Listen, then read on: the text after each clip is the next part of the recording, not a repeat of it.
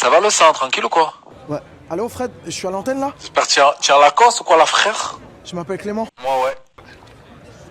Wesh les gars, avant de commencer la vidéo, je tiens à dire que c'est une review du trade de thesora.fr sur Twitter que j'ai trouvé super intéressant. Alors je me suis dit pourquoi pas le décliner en vidéo en rajoutant quelques vidéos intéressantes, ainsi que de nouveaux éléments que j'ai trouvé avec les frérots de chez Reverse. Allez tous follow ces deux comptes, grâce à eux j'ai obtenu toutes ces sources, allez vraiment les bombarder de follow, le lien de leur Twitter est en description, c'est très important, merci beaucoup.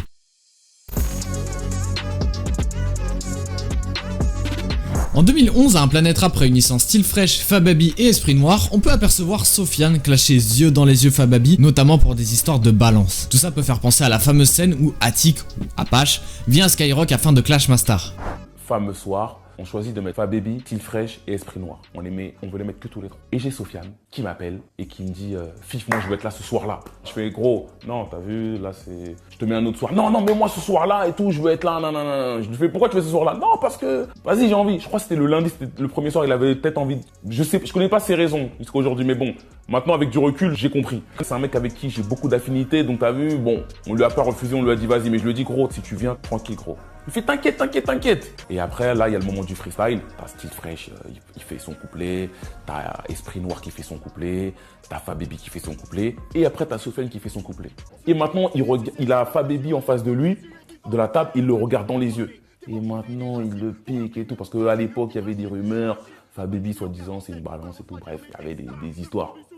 Et donc, lui, il fait un freestyle et pendant tout son couplet, il le clash. Je t'explique le théorème, gros, je crois pas qu'on a les mêmes, gros. Ton bif, on le kiffe, on l'aime trop. Houston, je crois que t'as un blême, gros. T'as beau venir d'un zoo, mais les dossiers de Poucave restent. Mon F3 impérial connu de Londres à Bucarest. I need money du sum, du ring des mineurs en grosse berline. Trappe les métros précieux, étudie dans les livres sterling.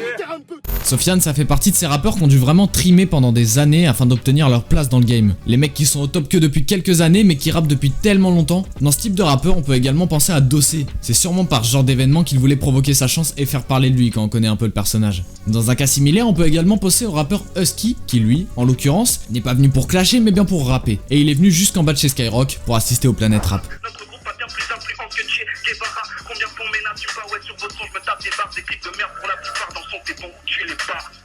Yeah. Oh là là, acclamation. Une holla pour toi dans t'es validé. Vraiment te validé. Attends, respect frérot, et je vais te dire si t'es chaud, je te signe ma gueule. Non mais dis pas de conneries, arrête. Ah ouais, si t'es chaud, on se voit déjà. Écoute, laissons parler Marwan. Par contre, moi faut pas me dire ça parce que là je débarque en bas de Skyrock et tu me filmes maintenant mon pote. Ah ouais. Eh ben viens en bas de Skyrock, viens. T'es sûr? Bah viens. Je suis là dans 20 minutes. Ouais, une raccroche, tu feras les dédicaces en direct à 21h à l'Esprit, viens nous rejoindre vite. Tout attend ce soir. Bravo.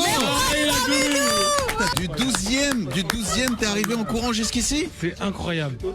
Tiens, viens nous dire un petit coucou. Donc Merwan, il était au freestyle il y a 20 minutes. Et il a couru. Ah oui, t'as couru. Tu t'es dit putain. J'étais au taf. D'ailleurs, je dédicace à toute la team US Rap News qui nous permet de laisser faire ce freestyle, qui m'ont laissé partir au milieu du taf pour courir. Bon, reprends un peu de souffle. Tu feras les petites dédicaces. Bah, merci, bravo en tout cas, bravo. C'est arrivé sur le son Motorsport ou à la manière du son FLK avec Mastar et Attic, où Cardi B et Nicki Minaj ont filmé leur plan chacun de leur côté, dû à une baston à la Fashion Week de New York où Cardi B lança ses chaussures sur Nicki Minaj. Bon, on connaît les States. S'il y a bien quelque chose qui diffère d'ici, c'est l'apport business. Ici en France, on n'aurait sûrement jamais sorti le clip. Comme Apache et Attic à Bercy, La Fouine et Kamel l'Ancien sont réconciliés sur scène. Pour remettre le contexte, La Fouine était en bif avec Kamel l'Ancien durant la promotion de Capital du Crime 3. La Fouine avait invité Kamel l'Ancien sur scène pour interpréter le fameux son Vécu.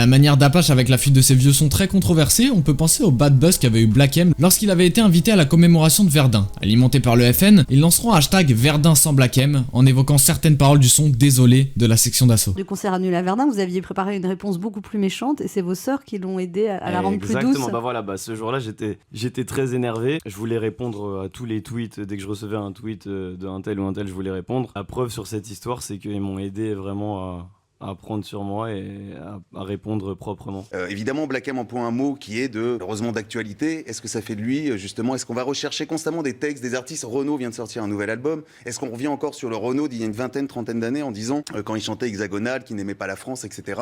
Comme Apache et Mounir, DC s'est fait menacer par des mecs de son quartier. En 2005, d'anciennes connaissances de son quartier étaient venues pour lui proposer une protection contre de l'argent suite à une bagarre intervenue lors d'un Planet Rap à Skyrock pour la promo de son album Les histoires extraordinaires d'un jeune de banlieue. À force de refuser, ces derniers se montraient très menaçants. C'est en 2007 que DC se retrouve à perdre son permis et à devoir reprendre les transports en commun. Et il retombe sur ses fameux anciens potes de quartier. Comme je refusais, ils se montraient de plus en plus menaçants. Ils sont venus jusqu'à la clinique où ma femme venait d'accoucher. J'ai cru devenir fou. Ils voulaient 7500 €. Si j'avais cédé, ils m'auraient toujours demandé plus. Je leur ai donc répondu que pour ma protection, je m'en remettais à Dieu. Lors d'un concert de J. Rule, 50 Cent réserve 200 places au premier rang de son concert, tout ça pour 3000 $. Il ne restait plus qu'une dizaine de billets à la vente, à la manière d'un master durant le tout premier concert d'Apache, histoire de bien ridiculiser l'artiste. P. Diddy avait envoyé l'instru d'un son qui se nommait 0 to 100 à Drake afin qu'il pose son couplet sur l'instru et en faire un feat. Seulement Drake avait tellement kiffé l'instru qu'il s'est barré avec. 82 millions de vues. À la manière du son Buona Noche dans Validé, vous vous doutez que ça aura pas été sans représailles. Lors d'une grosse altercation, Drake sera envoyé à l'hôpital. Et il n'en est sûrement pas à sa première fois. On peut aussi parler d'un événement similaire avec le son KMT de Drake sur lequel il avait été accusé de copier le flow d'XXXTentacion. C'était le gros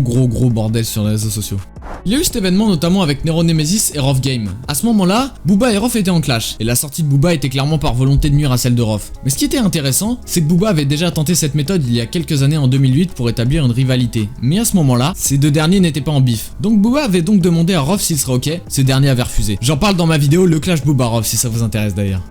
C'est le label YW qui détenait le fameux album intitulé Black Album, album qu'il menaçait de sortir. En effet, Nekfeu avait produit ce projet en 2012 chez YW, finalement sans le sortir. S'en suivit une très grosse bataille judiciaire, dont Nekfeu fait même écho dans les derniers sons des Étoiles Vagabondes. Au final, le projet fut leak, mais pas de titre très provoquant ou choc comme Apache dans Validé. Cette fameuse scène où Apache entre chez Hanouna et où il se retrouve face à Mastar, ça fait très clairement penser à la scène Booba Karis, où Karis se retrouve un peu piégé, venu pour faire la promo de son album, il se retrouve avec ce clash qui lui colle à la peau et ça le fait vraiment pas kiffer. Ce qui est intéressant, c'était de voir le sang-froid de Karis, car au fond, dans sa tête, il avait peut-être eu la même réaction qu'a eu Apache. Lorsque La Fouine s'était vu gagner le trophée du meilleur artiste français par MTV EMA, il s'est fait voler le trophée en question qui fut arboré fièrement par Booba ainsi que Benache sur Instagram. Les 4 queues devaient à la base signer chez Watibé, mais d'après des rumeurs, certains problèmes contractuels et des promesses non présentes sur les contrats ont eu lieu à la manière d'Apache et ses galères. Attention, ce ne sont que des rumeurs. Tout ça c'est des raisons très officieuses qui ne sont pas vérifiables et à prendre avec de très grosses pincettes, mais concernant le côté plus officiel, ça serait une séparation en bonne et due forme, car 4 queues se voyait plus accessible et plus musical, pendant que 4 queues Gang voulait plus garder l'image du rap de rue. On peut penser également aux modalités de contrat qui n'ont pas mis tout le monde d'accord. Ça serait donc comme ça que le groupe se serait séparé en deux parties, avec 4 queues et 4 queues Gang. 4 queues qui est resté chez Watibé pendant que 4 queues Gang sont partis chez Loud School, un label des grands de leur quartier. Il existe des rumeurs qui pourraient coller avec l'histoire de Validé sur des embrouilles et des pressions. Mais aujourd'hui, aucun fait ne prouve que ces ragots sont avérés, donc je m'exprimerai pas plus là-dessus. De plus, le 4 queues Gang a l'air clairement à l'aise à l'idée de signer chez Loud School. Donc attention à ne pas faire l'amalgame directement entre Mounir et Loud School, mais ça aurait été plutôt drôle. Il y avait beaucoup de maisons de disques qui nous contactaient. Ils nous contactaient pas nous, mais ils contactaient notre manager. Tyson, on s'entendait pas trop. En fait, on n'avait pas le même point de vue. On voulait pas tous la même chose. C'était juste les propositions. Il y en a, ils n'étaient pas d'accord avec pour travailler avec ce label-là. Nous, on était d'accord pour travailler avec ce label-là. Et les 7, on n'était pas trop d'accord. Et l'autre partie qui est partie avec Loot School, un label d'un grand de chez nous. Ouais, on a choisi parce que c'est un grand du quartier. C'est eux qui étaient là au début. On est parti chez MJ Record. Et quand on est parti chez MJ Record, en fait, on avait déjà des autres propositions.